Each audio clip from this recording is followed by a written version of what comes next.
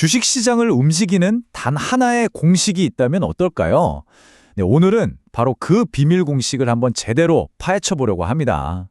자, 이런 질문 한번 던져볼게요. 어떤 회사가 이익을 2배나 냈어요? 그럼 주가도 딱 2배로 오를까요? 놀랍게도 꼭 그렇지만은 않다는 거죠. 바로 시장에 숨겨진 공식 때문인데요. 많은 투자자분들이 이 기본적인 관계를 좀 헷갈려 하세요. 우리가 보통 주가는 EPS 곱하기 PER 이렇게 공식처럼 외우잖아요. 근데 이걸 좀 더 쉽게 풀어서 보면 EPS는 눈에 보이는 실적, 그리고 PER은 사람들의 기대감, 즉 심리라고 할 수 있어요. 어때요? 이렇게 보니까 훨씬 더 와닿죠? 자, 그럼 이걸 좀 더 깊게 들어가 볼게요. 이건요, 그냥 숫자를 대입하는 수학 문제가 절대 아닙니다. 오히려 성격이 전혀 다른 두 댄서가 함께 추는 아주 역동적인 한편의 춤이라고 생각하셔야 해요. 자, 그럼 우리의 첫 번째 댄서를 무대 위로 모셔보겠습니다. 이 댄서는 아주 정직해요. 팩트와 펀더멘털, 즉 숫자를 들고 무대에 오릅니다. 바로 EPS, 주당 순이익인데요. 말이 좀 어렵죠? 쉽게 말해서 회사가 주식 한 주당 얼마의 이익을 냈냐? 바로 그겁니다. 회사의 핵심적인 성적표를 딱 하나의 숫자로 보여주는 거죠. 아주 명확하고 측정 가능한 힘이에요. 근데 여기서 정말 재미있는 게 뭐냐면요. EPS가 그냥 그 회사 혼자 잘해서 오르는 게 아니라는 거예요. 미래에 얼마나 벌 것 같은지, 또 지금 우리나라 경제가 어떤지, 소비는 잘 되는지 같은 거시적인 전망도 중요하고요. 당연히 회사의 기술력이나 시장 점유율 같은 기본 체력, 그리고 경영진이 얼마나 유능한지도 다 여기에 녹아들어 있습니다. 자, 이제 두 번째 댄서가 등장할 차례입니다. 이 댄서는 첫 번째 댄서와는 완전히 달라요. 감정과 기대, 그리고 시장 참여자들이 스스로 만들어내는 이야기를 온몸으로 표현하죠. 이 PER이라는 게 뭐냐면 주가 수익 비율, 투자자들이 이 회사의 이익 1원에 대해서 얼마까지 돈을 낼 의향이 있느냐, 바로 그겁니다. 일종의 기대감 프리미엄 같은 거죠. 그래서 중요한 건 PER은 회사가 지금 뭘 하고 있느냐가 아니에요.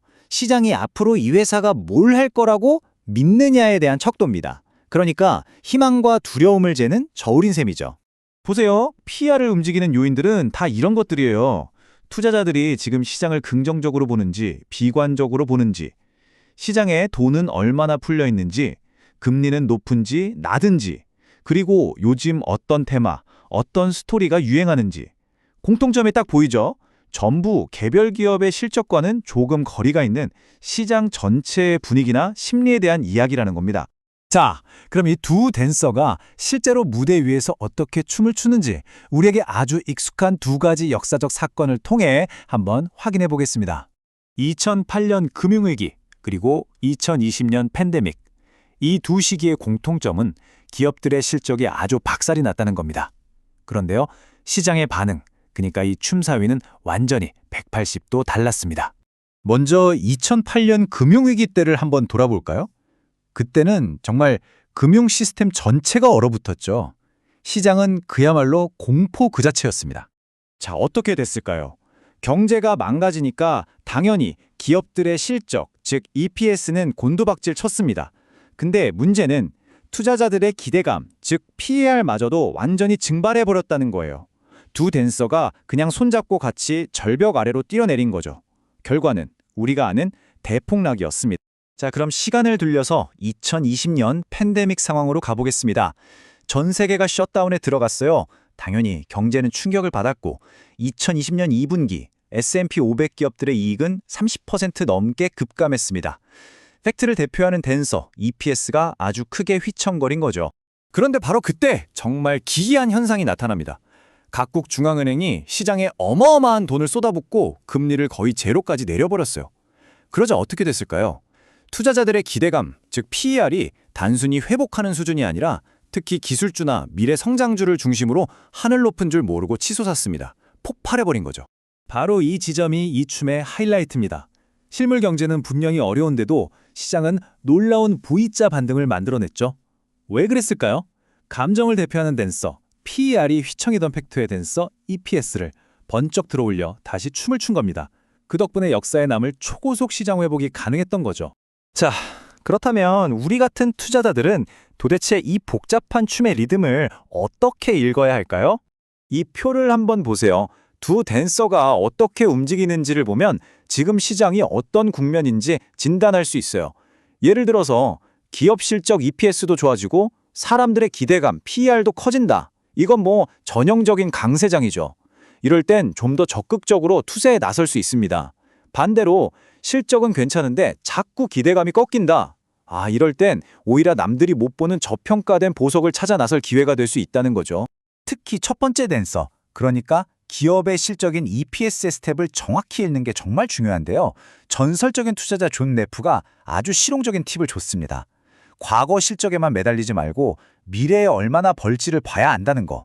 그리고 뭐 100%, 200% 이런 폭발적인 성장보다는 3%에서 25% 사이의 꾸준한 성장을 보여주는 기업이 진짜 알짜라는 겁니다.